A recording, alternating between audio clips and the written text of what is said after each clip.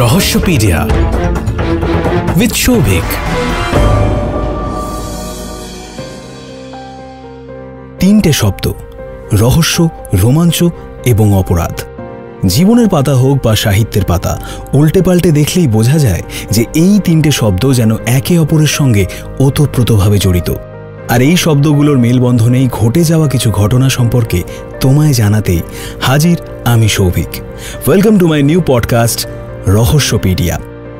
আজ তোমায় শোনাবো সেই গোয়েন্দার কথা, লেখক সুবর্ণ বসুর হাত ধরে বাংলা সাহিত্যে যার আবির্ভাব এক দশকের সামান্য কিছু আগে। অনুমিত্র সিংহ ক্লাসিক্যাল গোয়েন্দাদের মতন করে নয়, বরং ইনস্টিংক্ট কাজে লাগিয়ে রহস্যের সমাধান করে অনুমিত্র। শুনেনি অনুমিত্রর একটি কেস, বিষ মাখানো তীর। লম্বাটে গড়নের ঘরটার একপাশে ল্যাবরেটরি, ইনকিউবেটরের হলদে সবুজ আলো, একপাশে জ্বলে থাকা অটোমেটেড স্লাইড স্টেনারের ইন্ডিকেটর, গ্রাম স্টেনার, সব মিলিয়ে এক অদ্ভুত আলো ছায়া ঘেরা পরিবেশ। ঘরের এক কোণে স্লাইডে একটা ব্যাকটেরিয়াল স্পেসিমেন স্টেইন করে খুব মনোযোগ দিয়ে পরীক্ষা করছিলেন প্রফেসর অ্যালেন আদ্রিয়ানো। বিশাল চেম্বারে ইতস্তত ছড়িয়ে ছিটিয়ে কাজ করছে আরও কয়েকজন গবেষণারত ছাত্র। প্রফেসর আদ্রিয়ানোর কাজের বিষয় হল এইডসের প্রতিষেধক। সম্পূর্ণ অন্য এক দৃষ্টিভঙ্গি থেকে গবেষণা চালাচ্ছেন তিনি। সাফল্য আর বেশি দূরেও নয়। তার সব সহকর্মী এবং ছাত্ররাও জানে যে প্রফেসরের নোবেল পুরস্কার পাওয়া শুধু সময়ের অপেক্ষা। শুধু প্রফেসর নিজে সে কথা শুনলে ভারী উদাসভাবে হাসেন। কাঁচা পাকা কদম ছাঁট চুল, একজোড়া মোটা গোঁফ আর পরিষ্কার কামানো গালের ডক্টর অ্যালেন আদ্রিয়ানোকে হাসলে বাচ্চা ছেলের মতো দেখায়। হঠাৎ তার ল্যাবের একটি ছাত্র কেমন যেন উসখুস করে উঠল। ছাত্রটি একটা টেস্ট টিউবে ভাইরাল স্টেন নিয়ে কালচার করছে বটে, তবে তার চেহারা বা হাবভাব দেখলেই বোঝা যায় তার কাজে মন নেই। এক মেশিন থেকে অন্য মেশিনে রিডিং নেওয়ার অছিলায় সে যেন ক্রমশ প্রফেসর আদ্রিয়ানোর কাছাকাছি যেতে চাইছে। তবে আত্মমগ্ন প্রফেসরের সেদিকে কোনো হুঁশ নেই।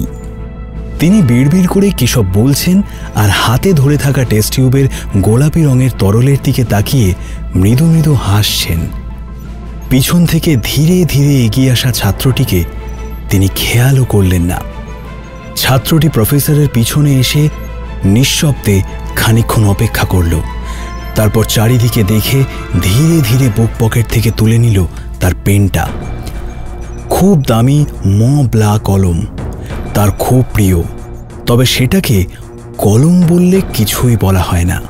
কলম শুদ্ধ হাতটা আস্তে আস্তে উপর দিকে তুলল ছেলেটি প্রফেসরের ঘাড়ের কাছ বরাবর। তারপর ক্লিক করে খুব মৃদু একটা শব্দ হলো। গবেষণারত প্রফেসর আচমকা ঘাড়ে একটা পিন ফোটানোর যন্ত্রণা টের পেলেন। ভারী অন্যমনস্ক হয়ে ঘাড়ে হাত দিলেন তিনি। অনুভব করলেন তীব্র চিনচিনে একটা যন্ত্রণা যেন পলকের মধ্যে আগুন হয়ে ছড়িয়ে পড়েছে তার শিরা উপশিরায়। সিভিয়ার কনভালশন, মাসল টুইচ এবং ব্ল্যাকআউট। মাটিতে পড়ে আরও কয়েক সেকেন্ড ছটপট করলেন তিনি। তারপর চিরকালের জন্য অন্ধকার হয়ে গেল তার পৃথিবী। হাত থেকে ছিটকে পড়া টেস্ট টিউব থেকে গোলাপি তরল করাতে লাগলো ল্যাবের মাটিতে। গোটা ঘটনাটা শ্বাস বন্ধ করে দেখে মৃদু হাসল ছাত্রটি। তারপরে চিৎকার করে উঠল ছদ্ম আতঙ্কে। ছুটে এলো বাকিরাও। কয়েকজন ধরাধরি করে প্রফেসরের প্রাণহীন দেহটা বাইরে নিয়ে যাওয়ার পরই ফাঁকা ল্যাবে তৎপর হয়ে উঠল ছাত্রটি। প্রফেসরের ড্রয়ার আর ক্যাবিনেট ঘেঁটে খুব পরিচিত কয়েকটা ফাইল নিয়েই সে বেরিয়ে এলো ল্যাব থেকে। ছাত্রদের সন্তানের মতোই স্নেহ করতেন ডক্টর আদ্রিয়ানো। গবেষণার নথিপত্রের জন্য কোনো বাড়তি সতর্কতা বা সুরক্ষার ব্যবস্থার কথা মাথায় আসেনি তাঁর।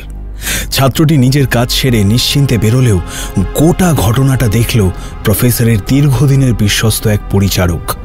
লম্বা ল্যাবের মাঝ বরাবর যে ফাইল র্যাকটা আছে তার অন্য পাশে তখন ঝাড়ু দিচ্ছিল তার বিশ্বস্ত চাকর সালভাদর। তার হাতে পায়ে কিছু প্রতিবন্ধকতা এবং কিছুটা জড়বুদ্ধি হওয়ার জন্য ডক্টর আদ্রিয়ানোই ছোটবেলায় তাকে আশ্রয় দিয়েছিলেন। সালভাদর প্রফেসরকে প্রাণ দিয়ে ভালোবাসত। চোখের সামনে প্রফেসরের ওই ঘটনা ঘটতে দেখে সে প্রচণ্ড শক পেল। প্রথমে বিস্ময়ে কোনো কথা বলতে পারল না। তারপর ঘর ফাঁকা হয়ে যেতেই সংবিত ফিরে এলো তার, কিন্তু চিৎকার করতে যেতেই দেখল তার গলা জমে পাথরের মতো হয়ে গিয়েছে। অস্ফুট গোঙানির মতো একটু আর্তনাদ ছাড়া কিছুই বলতে পারল না সে। তার স্নায়ুতন্ত্র কোনোদিনই স্বাভাবিক বা মজবুত নয়। চোখের সামনে এই ঘটনা দেখে মানসিক শকে পুরোপুরি বোবা হয়ে গেল সালভাদর। পার্ক স্ট্রিটের গোরস্থান যাওয়ার একটু আগে ডান দিকে এক বিখ্যাত কেক পেস্ট্রির দোকানের নিচের ফুটপাথে তখন এক অদ্ভুত দৃশ্য। পথচারীদের প্রায় প্রত্যেকেই দাঁড়িয়ে পড়েছে ঘটনাটা দেখে। বেশ ভদ্রস্থ প্যান্ট শার্ট পরা এক যুবক, বয়স 27-28 হবে, ফুটপাথে থেবড়ে বসে অনেকগুলো রঙিন চক দিয়ে ছবি আঁকছে। ছেলেটিকে দেখে মোটেই ফুটপাথের ওরকম ছবি আঁকিয়ে বলে মনে হয় না, তবে ছেলেটির কোনো দিকে ভ্রুক্ষেপ নেই, সে এক মনে এঁকে চলেছে। ফুটপাথবাসী বাচ্চারা ভিড় করে ঘিরে দাঁড়িয়ে তার ছবি আঁকা দেখছে। সে আঁকছে একটি সুন্দরী মেয়ের ছবি। মেয়েটি কোলে একটা রাজহাঁস নিয়ে আদর করছে। অসাধারণ হচ্ছে ছবিটা, দেখলেই বোঝা যায় পাকা হাতের কাজ। এমন ছবি যে আঁকতে পারে সে ফুটপাথে বসে আঁকছে কেন? রাস্তার এই ধরনের শিল্পীরা সাধারণত ঠাকুর দেবতার ছবি আঁকেন, এবং তাও অতি কাঁচা হাতে। লোকে অবাক হয়ে দেখছে। অনেকে আবার ছেলেটাকে শিক্ষিত বেকার শিল্পী ভেবে খুচরো টাকা পয়সাও দিয়ে যাচ্ছে। এমন সময় ফুটপাথ ঘেঁষে থামল একটা কালো এসইউভি গাড়ি। গাড়ি থেকে যিনি লাফিয়ে নামলেন তার চেহারাটা সকলের মাঝেও আলাদা করে চোখে পড়ার মতো। 6 ফুটের ওপর লম্বা, পেটানো মেদহীন স্বাস্থ্য। লোকটিও খানিকক্ষণ ভুরু কুঁচকে কোমরে হাত দিয়ে ছবি আঁকা দেখলেন। তারপর খুব অবজ্ঞার সঙ্গে পকেট থেকে একটা ভাঁজ করা 10 টাকার নোট বের করে ছবিটার ওপর ফেলে দিয়ে আবার ওই এসইউভিতে চেপেই হুশ করে বেরিয়ে গেলেন। ভদ্রলোকের নাম ক্রিস্টোফার বিশ্বাস। সকলে ওকে সিবি বলেই চেনে। সুস্থ মানুষের পাগলামি তিনি কোনোদিনই পছন্দ করেন না। কিছুক্ষণ পর ছবি আঁকা শেষ হয়ে গেলে আস্তে আস্তে ভিড় পাতলা হয়ে এলো। নিজের আঁকা ছবি কিছুক্ষণ ভুরু কুঁচকে দেখে একটা দীর্ঘশ্বাস ফেলল ছেলেটি। না, ভালো শিল্পী হওয়া আর হলো না। এরপর সে তার রঙিন চকগুলো তুলে নিল একটা ঝোলায়। খুচরো পয়সাগুলো কুড়িয়ে নিয়ে ভাগ করে দিল ফুটপাথবাসী শিশুদের মধ্যে। একটা ভাঁজ করা 10 টাকার নোট তুলতে গিয়েই কয়েক মুহূর্ত থমকে গেল সে। নোটের ভিতর একটা ছোট্ট চিরকুট, তাতে লেখা come tomorrow by 10 AM sharp, emergency, CB. চিরকুটটা দেখে বিরক্তিতে ভুরু কুঁচকে গেল ছেলেটির। এই সিবি যে কবে নিজেকে সিবিআই মনে করা বন্ধ করবে ভগবানই জানেন। এরকম তলব মানেই আবার নানান ভুজুং ভাজুং দিয়ে বুনো হাঁসের পিছনে ধাওয়া করতে বাধ্য করা হবে ওকে।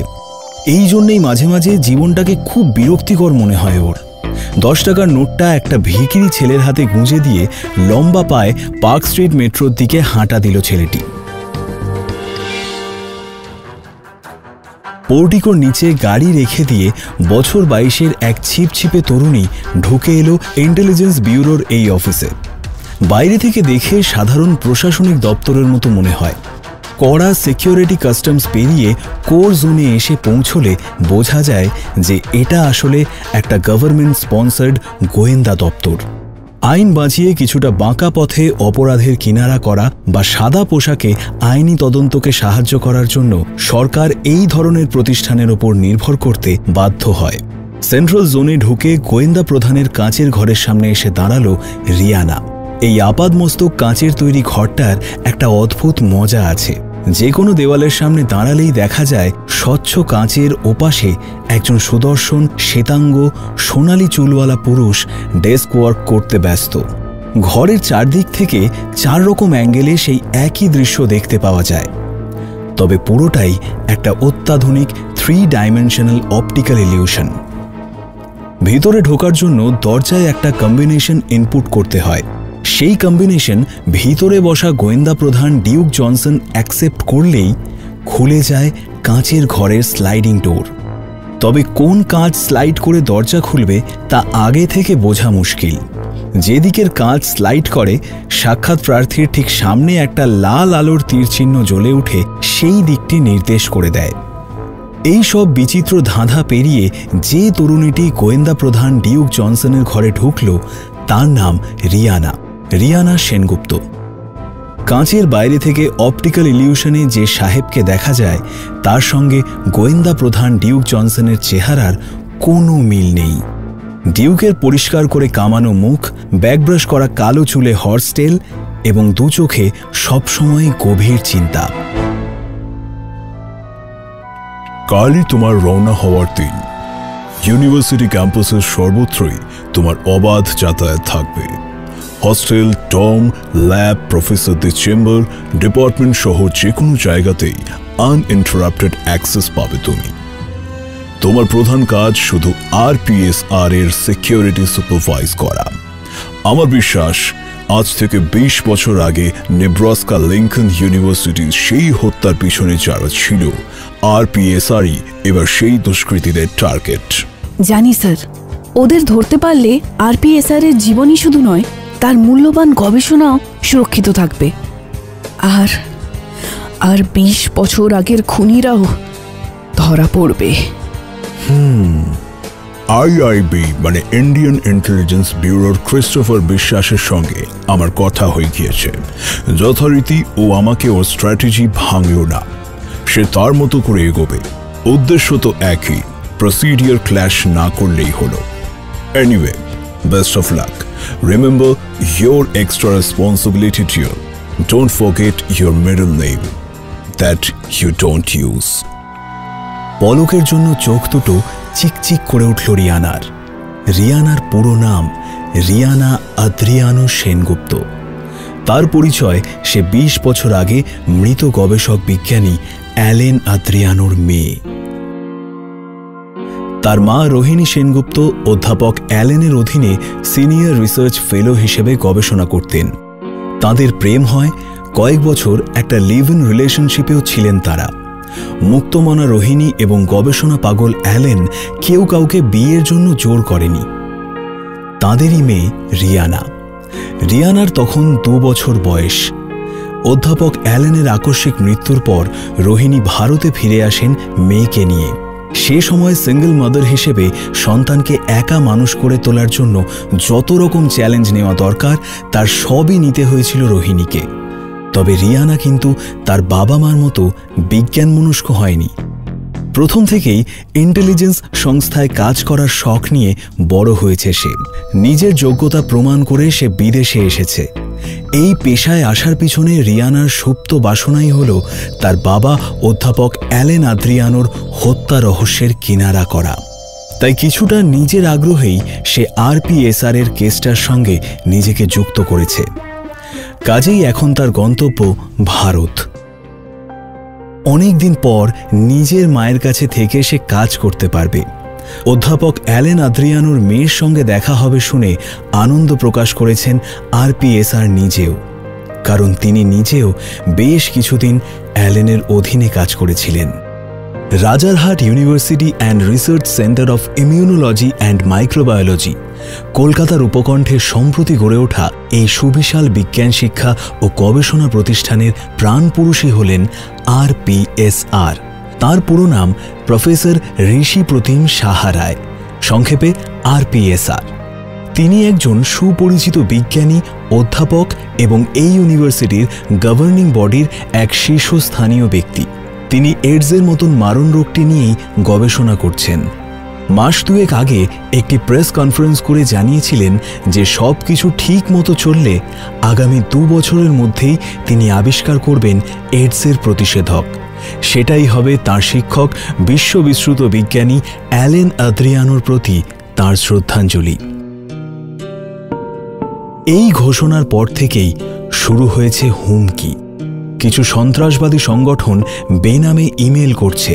তারা এই আবিষ্কারের পেটেন্ট কিনে নিয়ে কুক্ষিগত করে রাখতে চায়।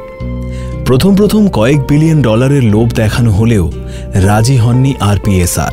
তাই মরিয়া হয়ে জঙ্গি সংগঠনগুলো গবেষণা শেষ না করতে দেওয়ার চক্রান্ত শুরু করেছে। ইতিমধ্যেই প্রফেসরের কফিতে পাওয়া গিয়েছে স্ট্রিকনিনের মতো মারাত্মক বিষ।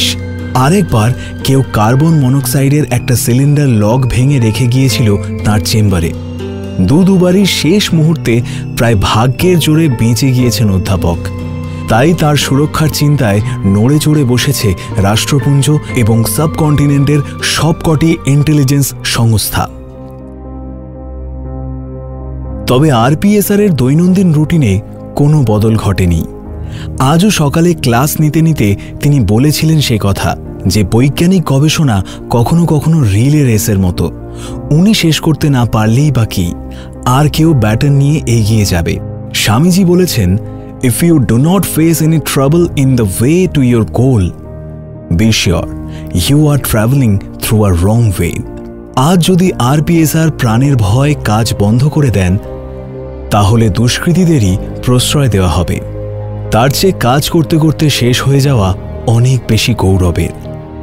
আরপিএসআর এর আইডল প্রফেসর অ্যালেন আদ্রিয়ানো পারলে উনি কেন পারবেন না?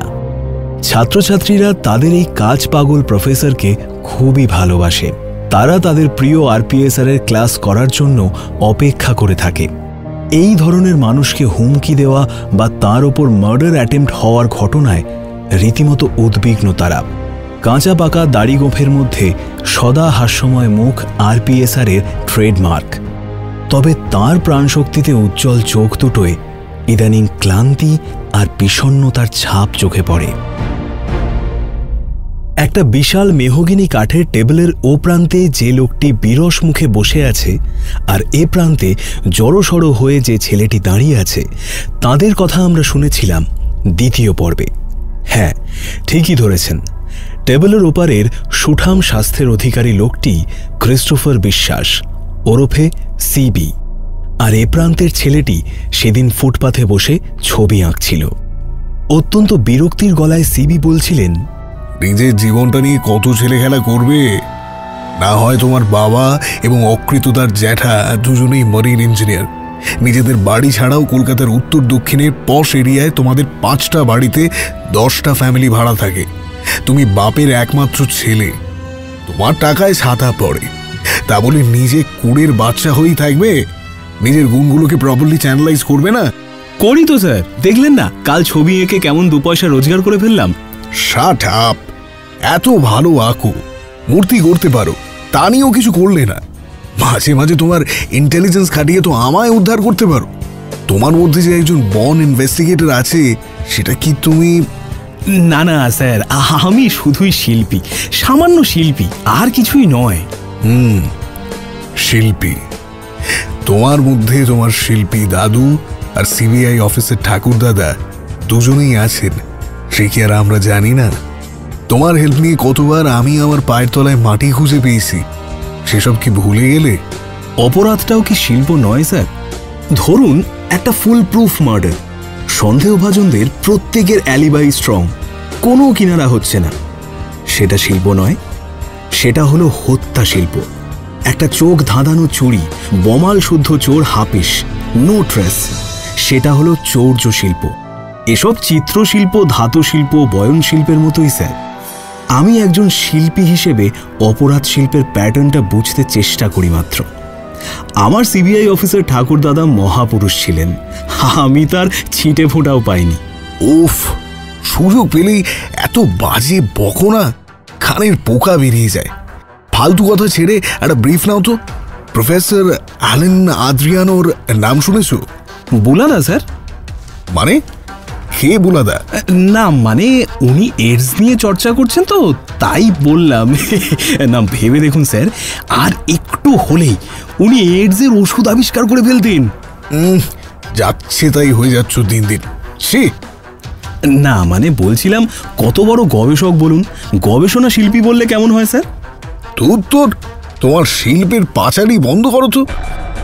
তুমি নিশ্চয়ই জানো যে রাজারহাটের নতুন ইউনিভার্সিটির গবেষক প্রফেসর ঋষিপ্রতিম সাহারায় ওই একই গবেষণার সঙ্গে যুক্ত, এবং তিনিও সম্প্রতি হুমকি পাচ্ছেন। 2বার মার্ডার অ্যাটেম্প্ট হয়ে গিয়েছে। ইন্টারপোলের বক্তব্য, দুটো ব্যাপার কোথাও গিয়ে লিঙ্কড। আমি চাই রিসার্চ স্কলারের ছদ্মবেশে গিয়ে তুমি পরিস্থিতিটা বুঝে এসো। না বললে কি শুনবেন স্যার? না, শুনবো না, সেটা তুমি ভালোই জানো। তাহলে আর কি, বুচকি দিন, বাচ্চা ছেলে মেয়েগুলোর সঙ্গে কদিন খিল্লি করে আসি। ওই ছেলেটির নামই অনুমিত্র সিংহ। অপরাধী ধরার একটা অদ্ভুত ইনস্টিংক্ট আছে চূড়ান্ত খামখেয়ালি এবং অসাধারণ প্রতিভাবান এই শিল্পী ছেলেটির। মাঝে মাঝে ফুটপাথে বসে ছবি আঁকে, পুরী, দীঘা বা শঙ্করপুরে গিয়ে স্যান্ড মডেলিং করে, আবার মাঝে কুমোরটুলিতে ঘর নিয়ে মাটির মূর্তিও তৈরি করেছে বছরখানেক। ছবি মূর্তি বিক্রি করে যে টাকা পায় তাতেই চলে অনাথ শিশুদের নিয়ে তৈরি অনুমিত্রর এনজিও পাশেই আছি।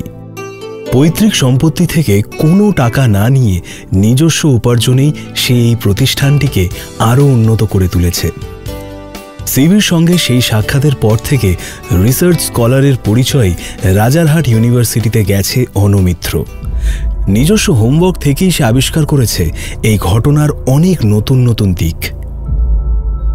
মুখে যতই বকাবকি করুন, পেঁচালো কেসে খামখেয়ালি পাগলাটে অনুমিত্রকে ছাড়া গতি নেই বলে ওকে খুব ভালোবাসেন ক্রিস্টোফার বিশ্বাস। আত্মগোপন করে ইউনিভার্সিটিতে ভর্তি হয় অনুমিত্র সিংহ। নতুন পরিচয় সে ইউনিভার্সিটির নতুন রিসার্চ ফেলো। সকলে জানে যে সে কি একটা পিএইচডি প্রজেক্টে কাজ করে, তবে মোস্ট ফাঁকিবাজ। সপ্তাহ দুয়েকের মধ্যেই সে ইউনিভার্সিটির জুনিয়র ছেলেমেয়েদের নিয়ে আড্ডা জমাতে ওস্তাদ হয়ে উঠেছে। সারাদিনই কোনো না কোনো গ্রুপের সঙ্গে তাকে ক্যাফেটেরিয়ায় দেখা যায়। সেদিন কথা হচ্ছিল ইফটিজিং নিয়ে। অনুমিত্রর বক্তব্য হল, দূর থেকে ইফটিজিং ব্যাপারটা কিছু খারাপ নয় এবং রাস্তা দিয়ে সুন্দরী মেয়ে গেলে সেটা না দেখাটাই বরং দোষের। একটা সুন্দরী সেজে গুজে রাস্তায় বেরোলো, অথচ তার দিকে কেউ দেখল না, বেচারি মেয়েটার কনফিডেন্সের কি হবে? তাছাড়া গোলাপ ফুল তাকিয়ে তাকিয়ে দেখতে পারো, কাঞ্চনজঙ্ঘার ডগায় সূর্যি উঠলে আবেগে নাকের জলে চোখের জলে হয়ে যাও, আর সুন্দরী দেখলেই দোষ। যত সব হিপোক্রিসি। জুনিয়র ফেলোদের মধ্যে সপ্তর্ষি, দেবার্ঘ, রথিচিত্রাও যোগ দিয়েছিল এই হা হা হি হি সেশনে। হঠাৎ ক্যাফেটেরিয়ায় ঢুকল রিয়ানা।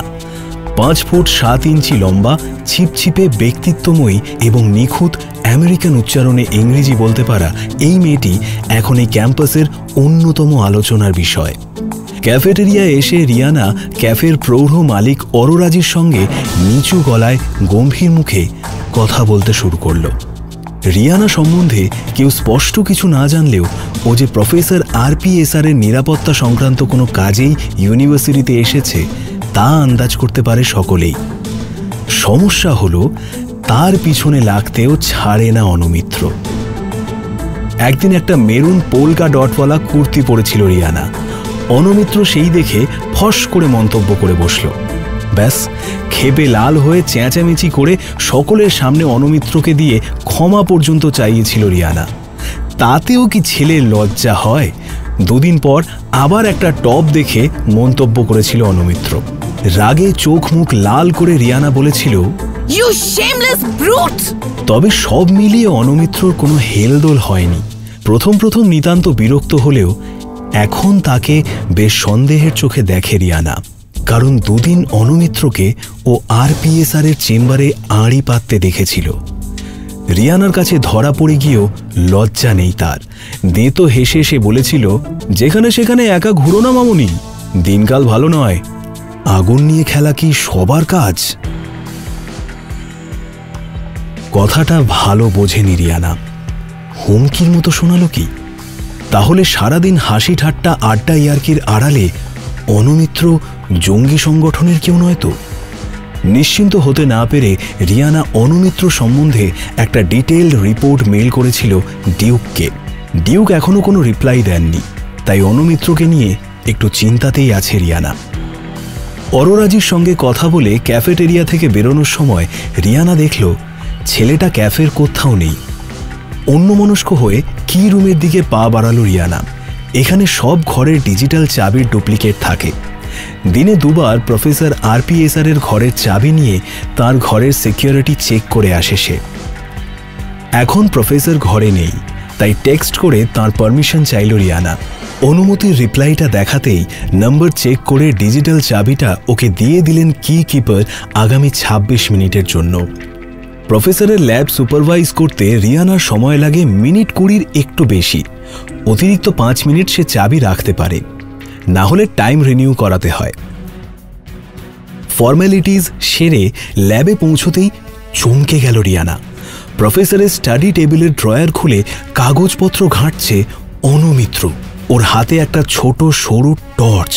দরজা খোলার আওয়াজে চমকে উঠে রিয়ানাকে দেখেই চোখ মুখ পাল্টে গেল তার। দাঁতে দাঁত চেপে সে বলল, তোমার প্রাণের ভয় নেই? তোমাকে আগুনে হাত দিতে বারণ করেছিলাম না? রেগে গিয়ে চাপা গলায় রিয়ানা বলল, আমায় বারণ করা তুমি কে? পেটি চোর কোথাকার! এই মুহূর্তে আমি তোমাকে পুলিশে হ্যান্ড ওভার করতে পারি, তুমি তা জানো? যা ইচ্ছে করতে পারো, তবে তার আগে এদিকে আসো, একটা জিনিস দেখে যাও। সন্দিগ্ধ মনে পায়ে পায়ে এগোলো রিয়ানা। আত্মরক্ষার অনেক প্রশিক্ষণই তার নেওয়া আছে, তাকে কাবু করা শক্ত। সে কাছে যেতেই একটা ড্রয়ার অনেকখানি টেনে বের করল অনুমিত্র। ড্রয়ারের দেওয়ালে একটা খুব ছোট্ট আলপিনের মাথার মতো বোতাম। বোতামটাকে ২ আঙুলের নখে ধরে একটু সামনে টেনে ধরল অনুমিত্র। চড়াত করে ড্রয়ারের নিচটা ফাঁকা হয়ে উন্মুক্ত হলো একটা অন্ধকার গহ্বর। সেখানে হাত ঢুকিয়ে একটা বড় এনভেলপ বের করে আনলো অনুমিত্র। সেটার গায়ে লেখা স্ট্রিক্টলি কনফিডেন্সিয়াল। খামটা রিয়ানার সামনে ধরে বলল, এবার দেখো। হাতের টর্চটা অনুমিত্র ফেলল খামের নিচের দিকের কোণে। টর্চের উজ্জ্বল সবুজ আলোয় ভেসে উঠল একটা মনোগ্রাম। জড়ানো হাতের লেখায় 2 ইংরেজির এ অক্ষর, অর্থাৎ অ্যালেন আদ্রিয়ানো। দেখেই মাথাটা টলে উঠল রিয়ানার। কোনো রকমে একটা চেয়ারের হাতল ধরে নিজেকে সামলে নিল সে।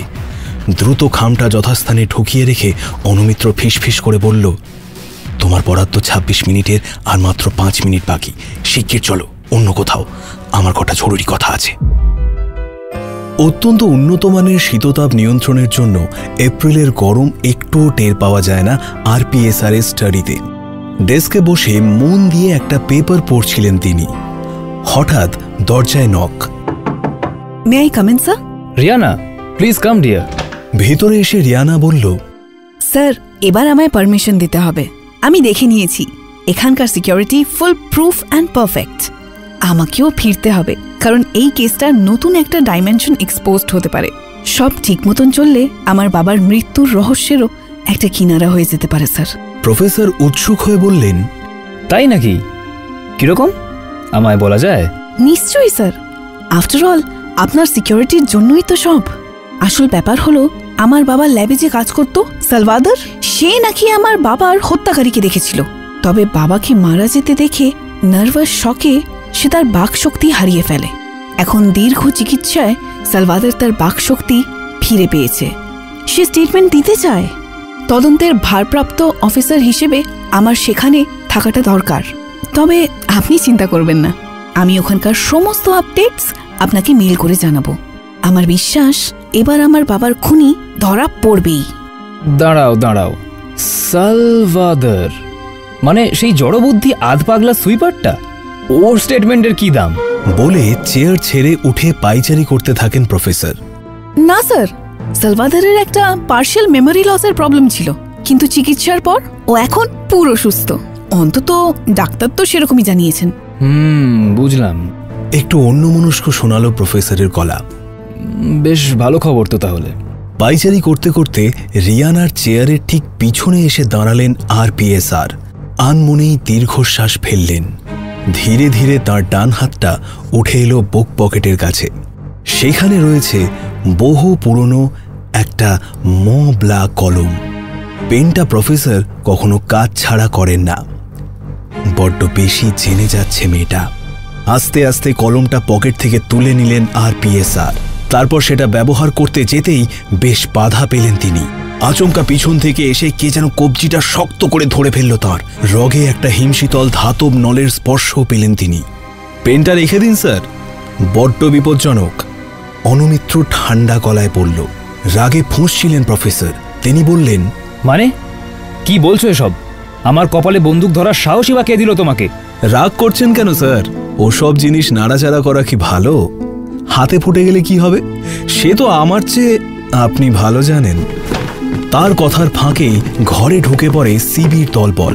সিবি অতি দক্ষ হাতে ব্লা পেনটা কেড়ে নিয়ে চালান করে দিলেন একটি প্লাস্টিক ফয়েলের মধ্যে। ওটা যা জিনিস স্যার ভাবা যায় না। ক্লস্ট্রিডিয়াম টিটেনি ব্যাকটেরিয়ার সবচেয়ে ইনফেকশাস স্ট্রেনের সঙ্গে একটা ক্ষতিকর রেডিও অ্যাক্টিভ ইমালশন ভরা আছে ছোট ছোট আলপিনের মতো বুলেটের মধ্যে। চামড়ায় বিঁধলেই রক্তে মিশে গিয়ে টিটেনাস হয়ে মৃত্যু। এসব জিনিস শুধু সায়েন্স ফিকশনের বইতেই পাওয়া যায়। মাথায় হাত দিয়ে একটা সোফায় বসে পড়লেন প্রফেসর RPSR। সিবি জিজ্ঞেস করলেন, তুমি আরো কিসব জানতে পেরেছিলে বললে? নিরুদ্বিগ্ন গলায় অনুমিত্র বলে চলল, সবাই জানতো প্রফেসর এইডসের ওষুধ তৈরি করছেন, কিন্তু আমি ওর কম্পিউটারে একটা হ্যাকিং সফটওয়্যার ইনস্টল করিয়ে কিছু ডেটা চুরি করি এবং দুজন বিজ্ঞানীকে দিয়ে পরীক্ষা করাই। তারাই বলেছেন এই গবেষণা বেআইনি। প্রফেসর সাহারায় জেনেটিক ইঞ্জিনিয়ারিংয়ের বিদ্যে কাজে লাগিয়ে HIV-র একটা এয়ারবোর্ন ভেরিয়েন্ট তৈরি করছেন। এর ফলে দুটো ব্যাপার করা সম্ভব। প্রথমটা হলো হাওয়ায় এইডসের জীবাণু ছড়িয়ে দেওয়া সম্ভব হবে, মানে কোনো দেশে বোমা ফেলার বদলে যদি সে দেশের বাতাসে এইডসের জীবাণু ছড়িয়ে দেওয়া সম্ভব হয় তাহলে দেশের সকলেই এইডসের শিকার হয়ে তিলে তিলে মরবে। হিরোশিমা নাগাসাকির চেয়েও অনেক বেশি নিষ্ঠুর এবং ভয়ঙ্কর। আমরা ক্রমশ আরও সভ্য হচ্ছি, তাই না স্যার? মুখ থেকে হাত নামিয়ে শূন্য দৃষ্টিতে দেওয়ালের দিকে চেয়ে রইলেন প্রফেসর ঋষি প্রতিম সাহারায়। অনুমিত্র বলে চলল, আর এই গবেষণার দ্বিতীয় দিকটি আরও সাংঘাতিক, অনেক বেশি জটিল। HIV-র ভাইরাল জিনোমে ইনফেকশন ছড়ানোর একটা কম্পোনেন্ট ইনসার্ট করতে চেয়েছিলেন RPSR, যাতে এক দেশ থেকে অন্য দেশে এপিডেমিকের মতো এইডস ছড়িয়ে পড়তে পারে। ওদিকে ডক্টর অ্যালেন আদ্রিয়ানোর আবিষ্কার সফল হলে এইডস সম্বন্ধে এত ভয় পাওয়ার মতো কিছু থাকবে না, তাই খুব প্ল্যান কষে সরানো হয় তাকে। সে সময় ওই বিশ্ববিদ্যালয়ে উপস্থিত ছাত্রদের নামের তালিকা নিয়ে খোঁজখবর করে এবং বাই প্রসেস অফ এলিমিনেশন আমি 3টে নাম পেয়েছি। ইসরায়েলের ডক্টর বেন গোল্ডবার্গ, ইংল্যান্ডের ডক্টর হ্যারিস গাটিং এবং ভারতের ডক্টর ঋষি প্রতিম সাহারায়। তবে বর্তমানে গবেষণার বিষয়ের মিল হিসেবে দেখলে সবচেয়ে বেশি সন্দেহ গিয়ে পড়ে এই তৃতীয় জনের উপরেই। তখনই আবার দেখা গেল তিনি হুমকি চিঠি পাচ্ছেন। 2বার তার প্রাণনাশের চেষ্টাও হয়েছে। আমার বিশ্বাস নিজেকে নির্দোষ প্রমাণ করার জন্য এসব তিনি নিজেই সাজিয়েছেন। সত্যি মিথ্যে প্রমাণ করা পুলিশের কাজ, তবে এজেন্টের মাধ্যমে উগ্রপন্থীদের সঙ্গে যোগাযোগ করার রেকর্ডস প্রফেসরের কম্পিউটারেই আছে। যেদিন আমি দেখি রিয়ানাকে প্রফেসরের ঘরে অবাধে অ্যাক্সেস দেওয়া হয়েছে তখনই বুঝি তথ্য প্রমাণ খুঁজে পেতে কষ্ট আছে। ড্রয়ারগুলো পরীক্ষা করতে করতে হঠাৎই পেয়ে যাই পিনহেড পুল বাটন এবং উদ্ধার হয় স্ট্রিক্টলি কনফিডেন্সিয়াল লেখা খামটা। কোনো নাম না খুঁজে পাওয়ায় UV টর্চ দিয়ে পরীক্ষা করেই পেয়ে যাই 2টো ইংরেজির A অক্ষর লেখা মনোগ্রাম। সেটা অধ্যাপক অ্যালেন আদ্রিয়ানোর ইনিশিয়াল, তা বুঝতে অসুবিধে হয় না। নেব্রাস্কা লিঙ্কন ইউনিভার্সিটির ওয়েবসাইটে অধ্যাপকের গবেষণাপত্রে এরকম মনোগ্রাম আছে। তখনই আমার সন্দেহ হয় অধ্যাপক আদ্রিয়ানোর মৃত্যুর পিছনে ঋষি প্রতিম সাহারায়ের হাত আছে। তার কলমটিতে বিষ মাখানো তীরের যে ভাণ্ডার আছে তারই একটিতে খুন হয়েছিলেন অধ্যাপক আদ্রিয়ানো। পুলিশ একটু উদ্যোগী হলেই ব্যাপারটার কিনারা হওয়া সম্ভব। ও হ্যাঁ, আরেকটা তথ্য যেটা প্রফেসর RPSR-কে না জানালে আমার ভীষণ আফসোস থেকে যাবে, সেটা হলো আজ থেকে বছর 5 আগেই সালভাদর মারা গিয়েছে। ওর মতো তুচ্ছ মানুষের খোঁজ আপনার মতো বিজ্ঞানীর রাখার কথা নয়। রাখলে হয়তো এইভাবে টোপ গিলে রিয়ানাকে মারতে যেতেন না। আমি জাস্ট রিয়ানাকে দিয়ে অন্ধকারে ঢিল ছুড়িয়েছিলাম। আপাতত অ্যাটেম্প টু মার্ডার এবং অধ্যাপক অ্যালেন আদ্রিয়ানোর গোপন গবেষণাপত্র চুরির অপরাধেই আপনাকে গ্রেপ্তার করা যেতে পারে, কি তাই না স্যার? তা তো বটেই। Good job অনুমিত্র। অনুমিত্র এবার রিয়ানার দিকে তাকিয়ে বলে, কি মামুনি, এবার বুঝলে তো কাকে প্রোটেক্ট করছিলে? অবাক হয়ে তাকিয়ে রইল রিয়ানা। কোনো রকমে বলল, thanks for saving my life. আহা, ডোন্ট বি ফর্মাল মামুনি, ওটা আমার কাজের মধ্যেই পড়ে। Would you please stop calling me Mamuni? It's disgusting. আচ্ছা সরি মামুনি। একগাল হেসে ঘর থেকে বেরোনোর জন্য পা বাড়ালো অনুমিত্র। হঠাৎ বেড়াতে যাওয়ার খবর পেয়ে 12টি অনাথ শিশুর আনন্দের সীমা নেই। সায়েন্স সিটিতে পিকনিক, স্পেস থিয়েটারের শো দেখার জন্য উৎসুক হয়ে রয়েছে সকলে।